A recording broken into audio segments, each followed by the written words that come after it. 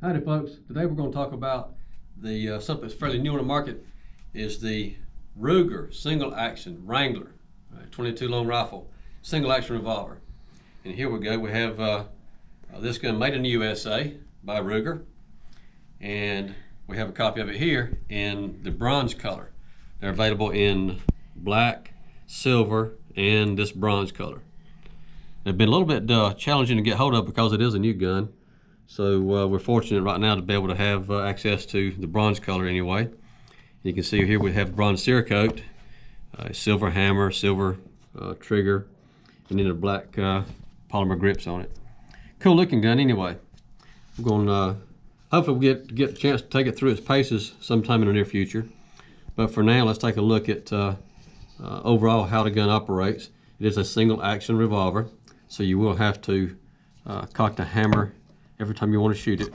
And just for the heck of it, let's show you here that the cylinder is empty. We're not having any live rounds in it. All right, and this is your loading gate, by the way, if you don't know much about revolvers. But here we would have to manually cock the hammer every time we're going to fire it. All right. And since we're doing that, I'm going to put a dummy round in it, and let's do a trigger pull test to see what it feels like. And again, it with a little bit of information about a single action revolver, or any revolver as far as that goes.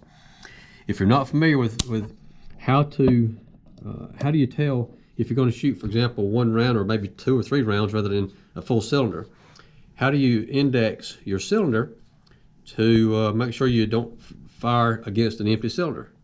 So with any cylinder on a revolver, if you look on the side of the cylinder, you have a notch here and a ramp toward the right hand side. That ramp always directs you which or tells you which direction the cylinder is going to rotate. And every time you cock the hammer, the cylinder will turn before the gun fires. So if you watch here, I'm going to pull the hammer back, it rotates to the right, looking from the top dead center of the gun. So we want to index our cartridge that we're going to fire now on our dummy round. I want to position it so that it is on the next cartridge up from the left side. Okay, let me find it first. I lost track of it now. Okay, where did it go? Where did it go? Where did it go? There it is. All right. Now I want that cartridge to be on the left side of the frame from the dead center, so that when I pull the hammer up, pull the hammer back, the cylinder will always rotate one notch before it gets to the top. And it should be right there if I count it right. Okay, and we're going to pull our hammer back to cock it. Okay, and let's put our trigger gauge on it, see what we have here. And there we go. And it's right at 4.5 pounds. That's pretty doggone good actually for a factory right out of the box trigger. We've not done a thing to it. And it can be made, I'm sure, a little smoother if we take time to do that. And here we go. That is our. And then to unload the gun with this single action, you have an ejection rod here under the. It's mounted along parallel with the barrel. You push the ejection rod through the cylinder, and there's your spent cartridge comes out. Okay. And for this type gun, you're going to have to do that for every round that after it's been fired. You have to do that for every single round to be able to load and unload the gun one at a time. Okay. Another option you might want to consider as far as loading and unloading the cylinder, you can remove the cylinder by pulling your takedown pin. You have a pin that goes to the center of the cylinder. If you push this button right here, that locks your pin in. If you push that one, you can pull out your takedown pin, pull it out and disengage the barrel. I'm going to disengage your cylinder rather, and the cylinder comes out from the side.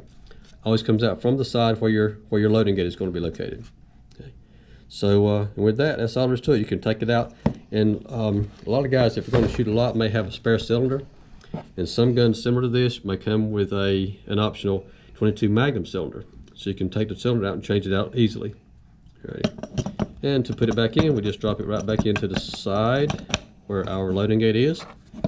We're going to position our center pin right in this hole. I'll push the latch here, push our pin in, and wiggle it just right.